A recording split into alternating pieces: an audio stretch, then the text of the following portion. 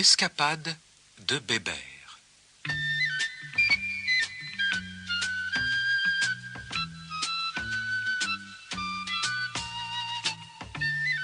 C'était par une nuit de Noël à 11 h du soir. Les champs, les haies, les arbres étaient couverts de neige. On entendait les cloches qui appelaient les villageois pour la messe de minuit. Dans la cour de la ferme, une seule tache noire apparaissait, la porcherie. Et plus noir encore que la porcherie, il y avait Bébert, le cochon. Il était assis à sa porte et bâillait. Derrière les fenêtres de la grande maison, les lumières étaient éteintes. Toute la campagne s'était assoupie.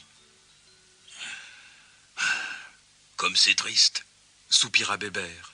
« J'ai bien envie de faire quelque chose, moi. » Bébert était un cochon d'action. Des actes, pas de grognement. Telle était sa devise.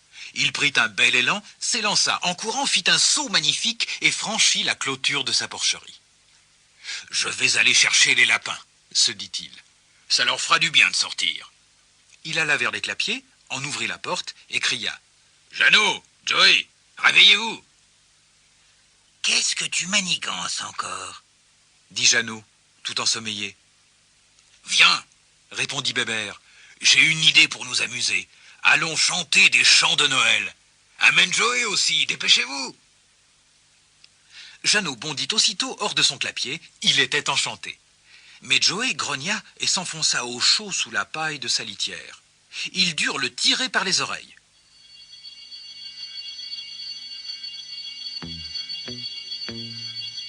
Tous trois se faufilèrent à travers la cour, passèrent tout doucement devant la maison et sortirent dans la campagne. Ils descendirent la colline, tournèrent à la boîte aux lettres et arrivèrent devant la carrière. Joey s'arrêta net et dit « Ça suffit, vous n'allez pas me faire escalader la pente cette nuit, pas question. » « Dans ce cas, je vais te mordre, » dit Bébert. « Qu'est-ce que tu préfères ?»« Calme-toi, Bébert, » dit Jeannot. « Personne ne va l'escalader, je connais un chemin plus facile. Suivez-moi. » Jeannot les entraîna jusqu'au pied de la carrière. Il déplaça un rocher qui cachait l'entrée d'un petit couloir tout noir. « Venez !» leur dit-il en y entrant, et les autres le suivirent. Ils marchèrent un bon moment dans le silence et l'obscurité. Enfin, ils aperçurent une lueur. Le tunnel finissait soudain devant un joli petit ascenseur éclairé à l'électricité. Il y avait un banc sur 3 de ses côtés. Monsieur Taupe se tenait à l'entrée. « Allons, pressons! Entrez si vous voulez monter !» cria-t-il d'une voix stridente. Ils s'engouffrèrent à l'intérieur et s'assirent sur le banc. « Il était temps !» dit Jeannot. « Quelqu'un d'autre pour l'ascenseur ?» cria Monsieur Taupe en jetant un coup d'œil dans le tunnel. Puis il entra vivement dans l'ascenseur, fit claquer la porte, pressa le bouton et ils s'élevèrent à toute vitesse. « C'est la première fois que je vois cela, » haleta Bébert. « Jeannot, qu'en penses-tu, toi ?» L'ascenseur s'arrêta avec une secousse.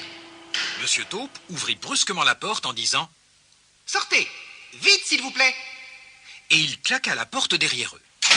Tous trois se retrouvèrent debout dans la neige fraîche, sous le ciel étoilé. Ils se retournèrent pour demander où ils étaient, mais l'ascenseur avait disparu. À sa place, il y avait un carré d'herbe verte, sans la moindre trace de neige, avec un champignon blanc en plein milieu. « Mais nous sommes sur le sentier de la source !» s'écria Bébert. « Voilà le puits !»« Et la maison de Monsieur Lapierre est en face de nous !» ajouta Jeannot. « Formidable !» dit Bébert.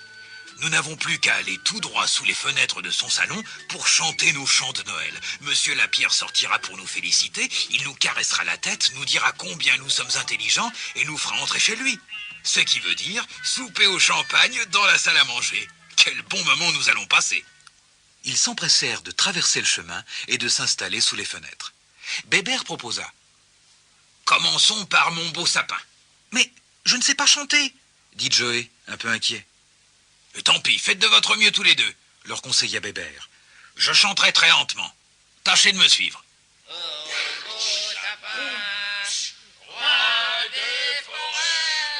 Jeannot fit ce qu'il put en répétant juste après lui. Quant à Joey, incapable de chanter, il imita divers instruments de musique, mais ce n'était pas très réussi. Ils entendirent alors Madame Lapierre dans la maison qui disait: Mais qu'est-ce que c'est que cet épouvantable tintamarre? Ensuite, ils entendirent Monsieur Lapierre qui répondait: On dirait des animaux, d'horribles petites bêtes, grinçant et grognant sous nos fenêtres. Je sors avec un gros bâton et je les chasse. Un bâton? Misère, dit Bébert. Un bâton? Aïe aïe aïe! Fit Joé. Mais non! Cria Madame Lapierre. Ne te donne pas la peine de sortir.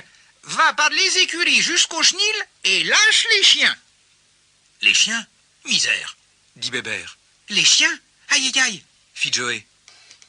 Pour avoir la vie sauve, ils tournèrent les talons à toute vitesse. Jeannot détala avec 10 secondes d'avance. Ils le virent les devancer sur le chemin. Bébert courait, courait. Joé courait aussi. Mais derrière eux, de plus en plus près, ils entendaient... Jeannot fut le premier arrivé aux champignons. Il se jeta dessus et le pressa. Clic! Le petit ascenseur fut là. La porte s'ouvrit brusquement. Monsieur Taupe surgit et dit de sa voix stridente: Allons, faites vite si vous voulez descendre. Quelqu'un d'autre pour l'ascenseur? Faites vite, ce n'était pas la peine de leur dire 2 fois. Ils se jetèrent sur le banc, épuisés et sans souffle. Monsieur Taupe claqua la porte, pressa le bouton et ils se mirent à descendre. Monsieur Taupe les regardait en souriant. Vous avez passé une bonne soirée? Leur demanda-t-il. Bébert fut incapable de répondre. Il était de trop mauvaise humeur. Oh oui, excellente, Répondit Jeannot, l'air moqueur. Mon ami que voilà est un grand musicien. Partout où il chante, on l'acclame et on lui offre tout ce qu'il y a de meilleur. Arrête de te moquer de moi, Jeannot, dit Bébert. Tu m'énerves. Cela n'a pas marché ce soir, c'est vrai. Mais écoutez ce que je vous propose. Je vous invite dans ma porcherie et je vous offre un souper fin comme vous n'en avez encore jamais eu. Des trognons de choux et des croûtons de pain. On les connaît, tes soupers fins. Vous n'y êtes pas du tout, Répondit vivement Bébert. Il y a dans la grande salle une fenêtre par laquelle je peux passer. Je sais même où les propriétaires cachent la clé. Faites-moi confiance, et vous aurez du poulet froid, de la langue, des frites, du gâteau et du champagne. Peut-être trouverai-je même une surprise supplémentaire. À cet instant, l'ascenseur s'arrêta avec une secousse. Dehors tout le monde! Dit Monsieur Taupe en ouvrant vivement la porte. Faites vite, parce qu'il est l'heure de fermer. Je rentre chez moi. Non, vous ne rentrez pas chez vous, mon cher, Déclara Bébert. Vous venez partager notre festin. Monsieur Taupe prétendit d'abord qu'il était trop tard. Mais finalement, il accepta. En arrivant à la grande maison, les lapins le conduisirent se laver les mains et se recoiffer. Quant à Bébert, il disparut mystérieusement au coin de la maison. 10 minutes plus tard, il réapparut dans la porcherie, ployant sous le poids de 2 énormes paniers contenant toutes les victuailles annoncées, plus des pommes, des oranges, du chocolat, de la bière et des jus de fruits. La table fut dressée à l'intérieur de la porcherie. Ils avaient tous très faim, bien sûr. Lorsque ce fut prêt, ils prirent place autour de la table, mangèrent et burent à satiété. Puis ils se racontèrent de bonnes histoires en parlant tous à la fois. Quand ils furent rassasiés, ils levèrent leurs verres et burent. « Bonne fête à tous! À notre hôte Bébert! Joyeux Noël !» Ensuite, il y eut des discours et des chansons, et encore des discours et encore des chansons. Il était 3 heures du matin lorsque Monsieur Taupe passa la clôture de la porcherie pour rentrer chez lui.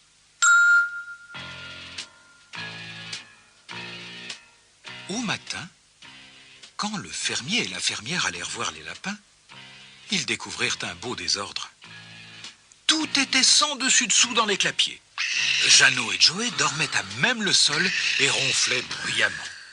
Les fermiers tentèrent de les réveiller, mais les lapins murmurèrent seulement quelque chose comme « Nos fameux copains » et retombèrent endormis.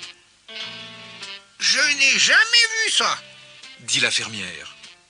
Quand le fermier apporta son repas à Bébert, imaginez l'état de la porcherie. Bébert dormait profondément, vautré sur tout ce qui traînait par terre.